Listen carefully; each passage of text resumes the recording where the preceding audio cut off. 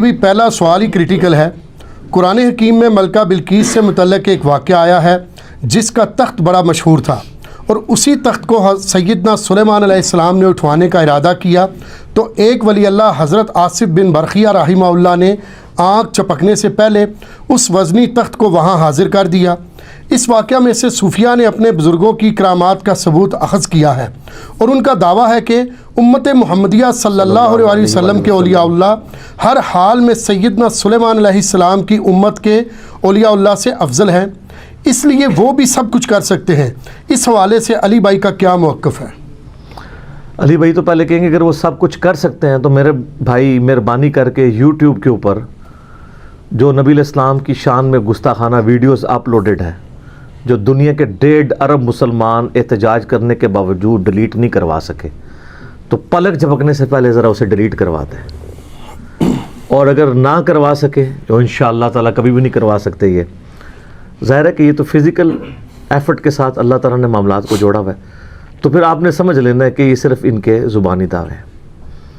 انشاءاللہ تعالیٰ میں اس کی فل انجینئرنگ کروں گا، اور پورے پلان کے ساتھ آپ دیکھ رہے ہیں کچھ عرصے سے ہم پہلا کوشچن بڑا کریٹیکل ڈال دیتے ہیں تاکہ ہر اینگل سے اس فتنے کو دبایا جائے جو ہمارے سب کانٹیننٹ انڈیا، پاکستان، بنگلہ دیش میں لوگ پیش کرتے ہیں، اور اس کی بنیاد کے اوپر پتہ نہیں کیا کیا رزلٹ نکالتے ہیں، اور کتاب و سنت کا مذاق مل جائے گی۔ رہا تخت بلقیس والا واقعہ، یہ سورۃ النمل میں بڑی ڈیٹیل کے ساتھ اللہ تعالیٰ نے حضرت سلیمان علیہ السلام کی زندگی کے چند واقعات کو ذکر کیا ہے 30 آیات کے اندر۔ آیت نمبر 15 سے لے کے 44 تک مسلسل 30 آیات میں سلیمان علیہ السلام کا اللہ تعالیٰ نے ذکر خیر کیا ہے۔ سٹارٹ اسی سے لیا ہے کہ وہ اپنے امتیوں سے کہتے ہیں کہ دیکھو اللہ تعالیٰ نے ہمیں کثیر مخلوق پہ فضیلت دی ہے، ہمیں جانوروں کی بولیاں سکھا دی ہیں، جنات کو، ہواؤں کو، پرندوں کو ہمارے لیے مسخر کر دی ہے، اللہ تعالیٰ نے ساری قدرت دی ہوئی تھی۔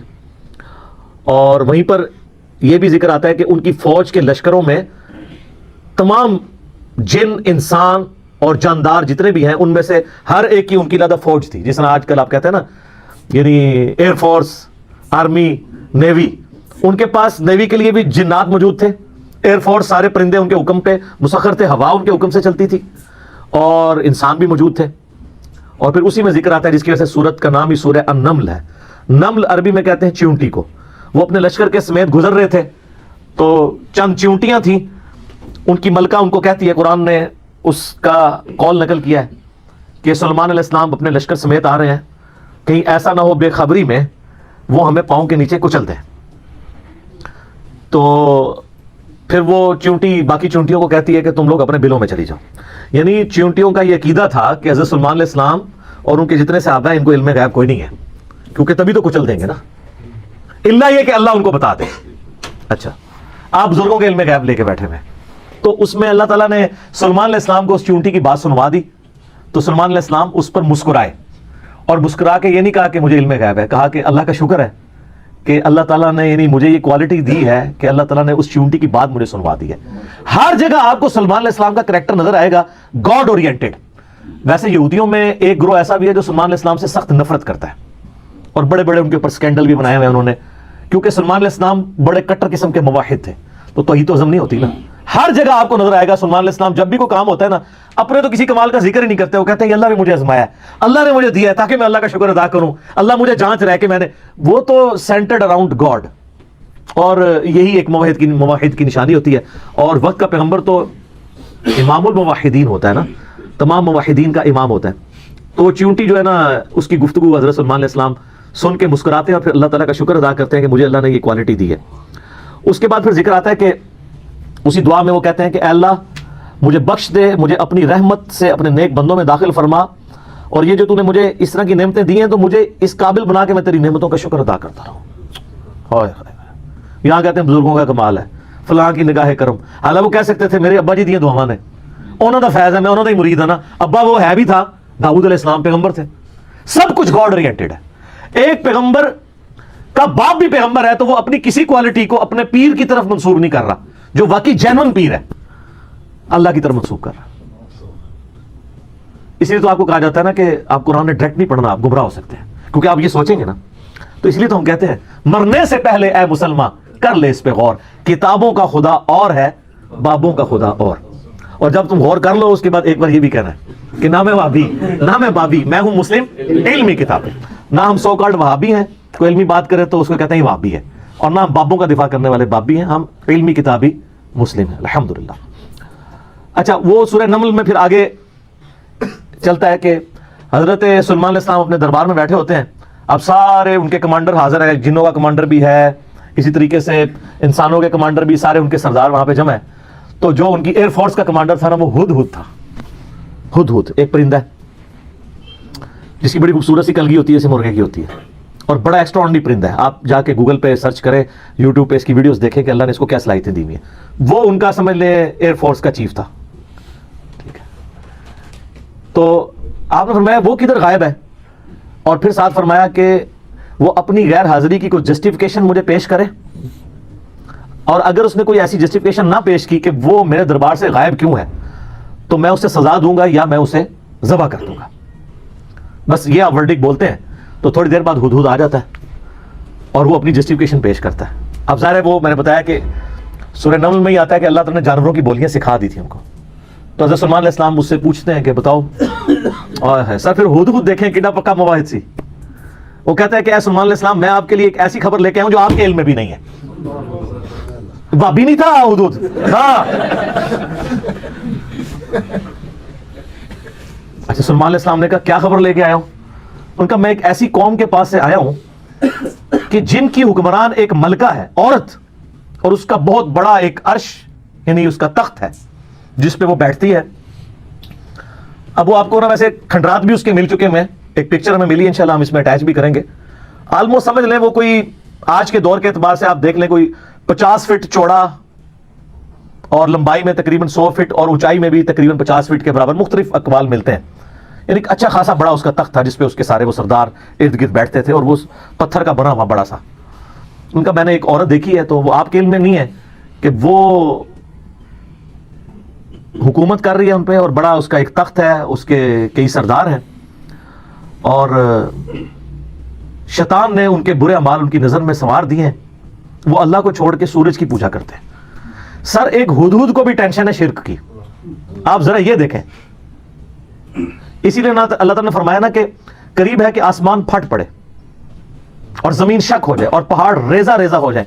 ام دعوا للرحمن ولدا، جو رحمان کے لیے بیٹا تجویز کرتے ہیں. اگر یہ شرک کی تکلیف کا احساس یہ آسمان زمین اور پہاڑوں پہ ہو تو یہ بھی دب جائے سے کہ اللہ کے لیے اس طرح کی باتیں لوگ کرتے ہیں.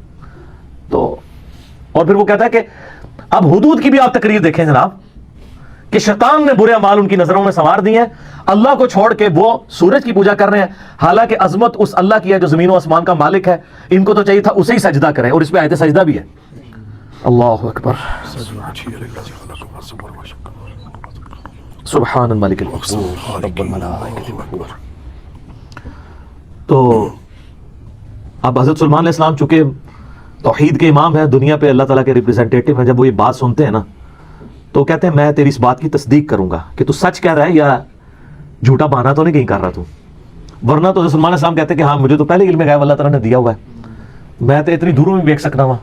وہ تو اللہ دکھائے گا تو دیکھیں گے نا. تو حضرت سلیمان علیہ السلام نے ایک خط لکھا اور اس ہدہد کو کہا. اچھا یہ کوئی سٹوری نہیں ہے جو آپ کے علماء بیان کر رہے ہوتے ہیں، یہ ورڈ بائی ورڈ سورہ النمل آیت نمبر جو ہے وہ 15 سے لے کے 44 تک 30 آیات ہے. جو چیز ان آیات سے ہٹ کے آئے گی میں اس کو مینشن بھی کر دوں گا. تو وہ خط لکھ کے دیتے ہیں کہ یہ خط لے جاؤ اور جا کے ملکہ جو ادھر کیا ہے، ملکہ بلقیس جو ہے یہ اسرائیلی روایتوں میں آتا ہے، قرآن میں صرف ایک عورت کا ذکر ہے کہ جو حکومت کرتی تھی. اور خط اس کو دے کے پھر دیکھنا اس کا کیا جواب دیتے ہیں. ہدہد جناب لے کے خط پہنچا ہے اور جا کے اب ہدہد ایک خط لے کے آ رہا ہو اور ملکہ کے وہ جا کے بیڈ روم میں سیدھا جا کے لینڈ کرتا ہے. کوئی سیکورٹی گارڈ کوئی کچھ نہیں روک سکتا، وہ کھڑکی سے آ کے اس میں لینڈ کر کے سامنے لا کے اس کے خط پھینکتا ہے. تو حضرت سلیمان علیہ السلام کا خط وہ کھولتی ہے تو وہ اس خط میں تو 2 ٹوک جملے لکھے ہوتے ہیں، انہ من سلیمان و انہ بسم اللہ الرحمن الرحیم، اور تم سر تسلیم خم کر کے فوراً میرے پاس حاضر ہو جاؤ. ٹھیک ہے، بس یہ 2 لائنوں کا ایک جملہ ہوتا ہے. جب وہ اپنے سرداروں سے مشورہ کرتی ہے تو وہ کہتی ہے میرے پاس ایک معزز خط آیا ہے، اور یہ معزز خط سلیمان کی جانب سے ہے انہو من سلیمان، سورہ النمل آیت نمبر 30. یہ واحد مقام ہے جہاں سورت کے اندر بسم اللہ شریف آئی ہے. ایک عزت والا خط آیا ہے. عزت والا وہ اس لیے کہتی ہے وہ اس کو پتا چل گیا کہ غیر معمولی بندہ ہے کہ ہدہد جس کا خط لے کے آ رہا ہے میرے پاس. تو ظاہر ہے یہ کوالٹی تو اس کے پاس نہیں تھی کہ یہ کوئی کتنا بڑا بادشاہ ہے کہ جس کو اللہ نے یہ حکومت دی ہے کہ جانوروں پہ بھی اس کی حکومت ہے. تو وہ کہتی ہے کہ ایک معزز خط میرے پاس آیا ہے جو سلیمان کی جانب سے ہے اور وہ اللہ کے نام سے شروع ہو رہا ہے. اس سے یہ سنت ٹھہری کہ جب آپ کوئی خط لکھیں کسی کو تو بسم اللہ سے اس کا آغاز کریں، اور اس میں یہ ہے کہ سر تسلیم خم کرو اور میرے پاس حاضر ہو جاؤ. تو وہ اپنے سرداروں سے کہتی ہے کہ میں تمہیں پتا ہے کہ میں کوئی کام اس وقت تک نہیں کرتی جب تک کہ میں مشورہ نہ کر لوں. ہر معاملے میں تم سے میں مشورہ کرتی ہوں. قوم سبا کی وہ ملکہ تھی. تو مجھے بتاؤ تم مجھے کیا مشورہ دیتی. تو سردار تو آپ کو پتا ہے جو ان کی تو ایک خاص جنگجو نیچر ہوتی ہے. انہوں نے کہا ہم تو بڑے طاقتور ہیں، بڑے زور آور ہیں، ہم ہر طرح کے بادشاہ کا مقابلہ کر سکتے ہیں، آپ ہمیں حکم دیں دیکھی جائے گی. لیکن وہ تو سمجھدار ہوتی ہے نا. جس طرح مجھے بھی آگے لوگ پھونک چڑھا رہے ہوتے ہیں، لیکن جو بندہ ڈرائیونگ سیٹ پہ بیٹھا ہوتا ہے اس کو پتا ہوتا ہے کہ کام کو کس حکمت سے لے کے چلنا ہے. تو وہ ملکہ کہتی ہے کہ اس کو تو اندازہ ہو گیا کہ یہ کوئی عام بندہ نہیں ہے، ان کی ساری پھونپا نکال دے گا وہ. تو وہ کہتے ہیں کہ وہ ملکہ آگے کہتی ہے، اس کے الفاظ اللہ تعالیٰ نے نقل کیے ہیں. وہ کہتی ہے کہ یاد رکھنا بادشاہ جب کسی ملک میں داخل ہوتے ہیں نا تو وہاں کے شرفاء کو ذلیل کر دیتے ہیں. تو یعنی یہ جو ہمارے پاس ملک ہے یہ بھی ہمارا چھین جائے گا. ہم میں یہ طاقت نہیں کہ ہم اس شخص کا مقابلہ کر سکیں. یہاں پہ بھی آپ دیکھ لیں انگریزوں نے یہ کیا نا، جب انگریز یہاں حکومت میں ہے نا سب سے زیادہ ذلیل انہوں نے کیا ہے خاندان مغلیہ کو، اس لیے کہ وہ یہاں پہ رولرز تھے. تو انہوں نے کہا پہلے تو جناب ان کو اتنا ذلیل کرو نا، کیونکہ ان کے اندر جراثیم موجود ہے حکومت کرنے کے، ان کو تو ذلیل و خوار کرو. تو وہ ملکہ کی بات یونیورسل ٹروتھ اللہ نے نقل کیا کہ جب بادشاہ داخل ہوتے ہیں تو وہاں کے شرفاء پھر سب سے پہلے وہ ذلیل ہوتے ہیں. تو وہ کہتی ہے کہ اس میں جلدی نہیں ہمیں کرنی چاہیے، میں سلیمان کو نا کچھ گفٹ بھیجتی ہوں اور میں دیکھتی ہوں کہ اس کے رسپانس میں وہ کیا کرتا ہے. تو پتہ چل جائے گا کہ وہ واقعی ایک دنیا دار بادشاہ ہے یا اللہ کا ریپریزنٹیٹو ہے. یہ اس نے چیک پوائنٹ رکھا کہ اگر دنیاوی بادشاہ ہوا تو دنیاوی بادشاہ پرانے زمانوں میں دوسرے ملکوں پہ کیوں حملہ کرتے تھے؟ تاکہ ان سے ان کی دولت ہتھیائے. تو اگر ہم جزیہ دینے پہ آمادہ ہو جائیں اور سالانہ ہم ایک رقم مقرر کر لیں گے اتنا آپ کو ٹیکس یا جزیہ دیا کریں گے تو وہ ٹل جائے گا. تو وہ بڑے زیادہ تحائف دے کے نا ایلچی روانہ کرتی ہے سلیمان علیہ السلام کے پاس. ٹھیک ہے. اور وہاں پہ سلیمان علیہ السلام کے پاس جب وہ ایلچی پہنچتے ہیں تو سلیمان علیہ السلام تو اسٹریٹ فارورڈ ان کو جواب دیتے ہیں کہ مجھے جو کچھ اللہ نے دیا ہے تمہاری یہ دنیا کی حقیقی دولت اس کے مقابلے میں کچھ نہیں ہے، مجھے تو اللہ نے کیا حکومت دی ہوئی ہے. ٹھیک ہے. تو بلکہ سورہ نمل میں اللہ تعالیٰ نے ان کی دعا بھی نقل کی ہے. سلیمان علیہ السلام کہتے ہیں اللہ مجھے ایسی حکومت دینا جو میرے بعد پھر کسی کو نہ ملے. اور انسانی تاریخ میں سلیمان علیہ السلام سے بڑا بادشاہ نہ ان سے پہلے کو گزرا ہے نہ بعد میں جس کو اس لیول کی اللہ تعالیٰ نے حکومت دی ہو. تو وہاں پہ جب ایلچی پہنچتے ہیں تو وہ ان کو اسٹریٹ فارورڈ جواب دیتے ہیں اور ان کو واپس کر دیتے ہیں کہ جاؤ اور اپنی ملکہ کو بتا دینا کہ اب ہم وہ لشکر لے کے آئیں گے جس کی تاب تمہارے لشکر نہیں رکھ سکتے، انتظار کرو ہمارا. تو وہاں سے چلے جاتے ہیں. وہ تو چلے جاتے ہیں اور سلیمان علیہ السلام کو پتا ہوتا ہے کہ وہ مطیع ہو کے ہی آئے گی، کیونکہ وہ سمجھ گئے ہوتے ہیں کہ اس نے یہ جو ڈیسیژن کیا ہے وہ کیوں کیا. اب یہ فاصلہ آلموسٹ 2000 کلومیٹر کا ہے. قوم سبا آباد تھی یمن میں اور حضرت سلیمان علیہ السلام یروشلم میں بیٹھے ہوئے تھے، بیت المقدس ایلیا شام کے اندر. آلموسٹ 2000 کلومیٹر کا یہ فاصلہ ہے. تو آپ سمجھ لیں یہ فاصلہ طے کرنے کے لیے بھی 40 سے 50 دن پیدل چاہیے. تو سلیمان علیہ السلام جب ان کو واپس کرتے ہیں، وہاں پہ جب واپس خط پہنچتا ہے تو ظاہر ملکہ تو پہلے ہی اس کو سمجھ آ گئی ہوتی ہے کہ کوئی عام بندہ نہیں ہے.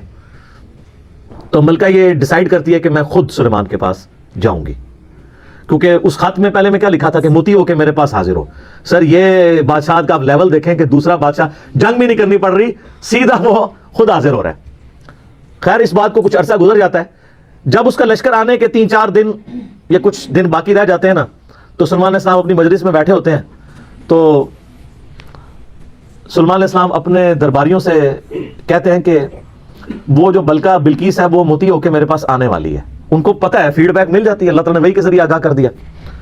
تو پھر وہ ایک گفتگو کرتے ہیں وہاں پہ جہاں پہ وہ تخت بلقیس کا ذکر ہے. اور عاصم بن برقیہ کا نام قرآن میں نہیں ہے، یہ اسرائیلی روایتوں میں. وہ سورۃ النمل کی آیت نمبر ہے 30. اعوذ باللہ من الشیطان الرجیم، بسم اللہ الرحمن الرحیم. بلکہ آیت نمبر 30 میں تو وہ یہ آگی 38 نمبر سے آن ورڈ. 30 تو پہلے گزر چکی نا، انہ من سلیمان و انہ بسم اللہ الرحمن الرحیم. یہ آیت نمبر ہے 38. قال یا ایھا الملأ، ایکم یاتینی بعرشها قبل ان یاتونی مسلمین. حضرت سلیمان علیہ السلام کہتے ہیں اے میرے سرداروں جو میرے ساتھ اٹیچ لوگ ہو, تم میں سے کون ہے کہ جو مجھے اس ملکہ کا تخت لا کر دے اس سے پہلے کہ وہ سر تسلیم خم کرتی ہوئی میرے پاس حاضر ہو جائے؟ کون ہے کہ جو ایسا کرے؟ قال عفریت من الجن, تو ایک بڑا دیو ہیکل جن کہتا ہے انا آتیک بہ قبل ان تقوم من مقامک, کہ میں آپ کی اس محفل برخاست ہونے سے پہلے 3-4 گھنٹے کی جو بھی آپ کی مجلس ہوتی ہے, مجلس ختم ہونے سے پہلے میں وہ تخت آپ کو یہاں پہ لا دوں گا.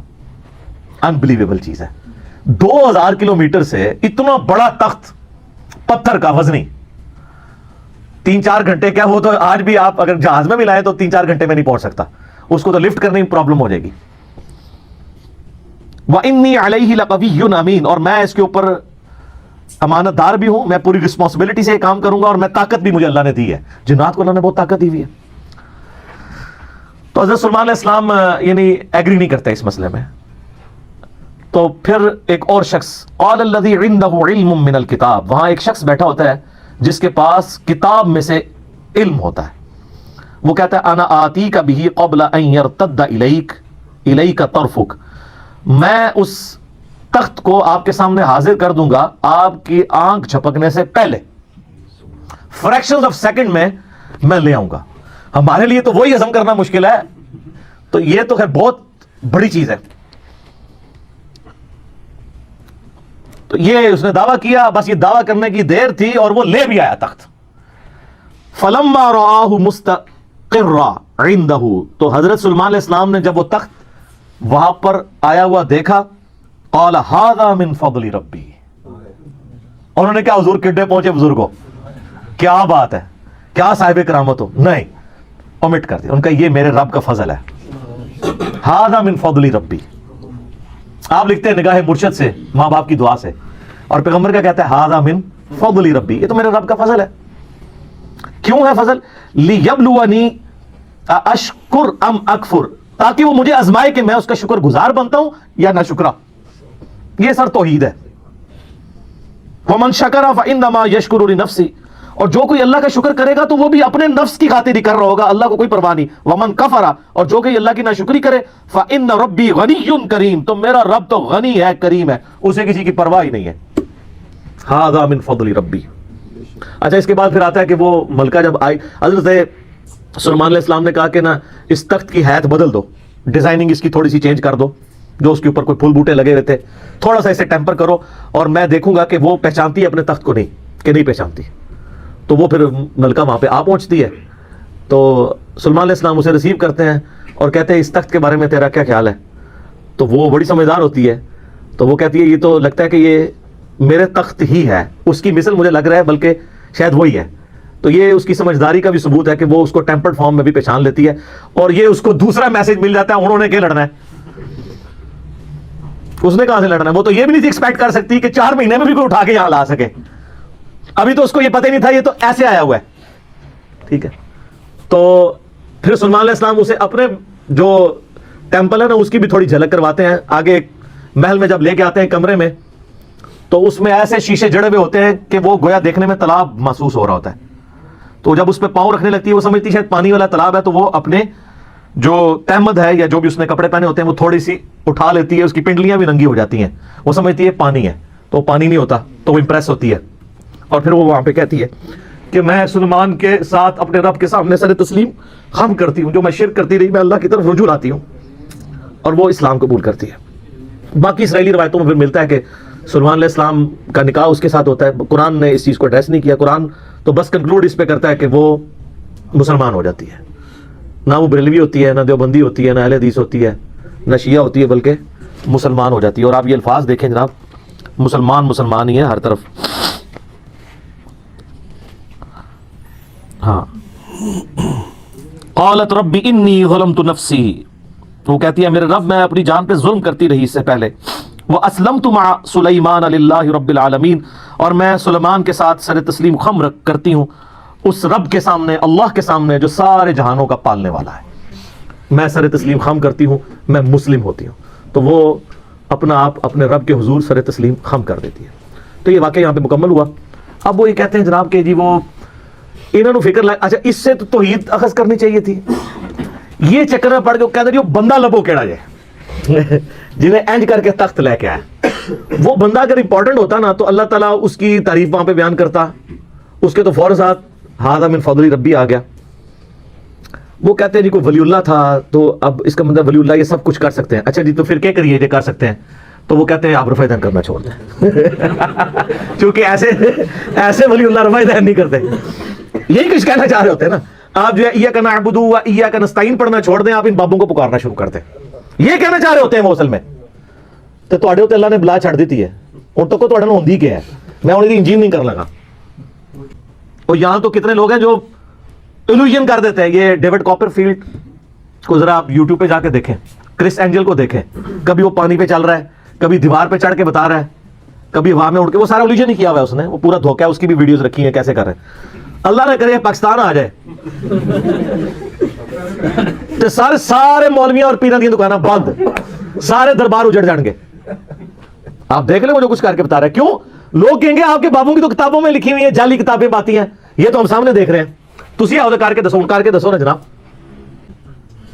ہائے ہائے, حضور علیہ السلام فرماتے ہیں وہ اس وقت کا سب سے بہترین مؤمن ہوگا, سب سے بہترین شہید ہوگا. لیکن وہ کون سا ہوگا؟ کتابوں کا ماننے والا, بابوں کا ماننے والا نہیں. سر اس لیے ہم رو رو کے کہتے ہیں کہ مرنے سے پہلے اے مسلمان کر لے اس پہ غور. کتابوں کا خدا اور ہے, بابوں کا خدا اور ایک بار جھوم کے آپ نے میرے ساتھ نہ لگانا ہے کیا, نہ میں وابی نہ میں بابی, میں ہوں مسلم علمی کتابی. جزاکم اللہ خیر.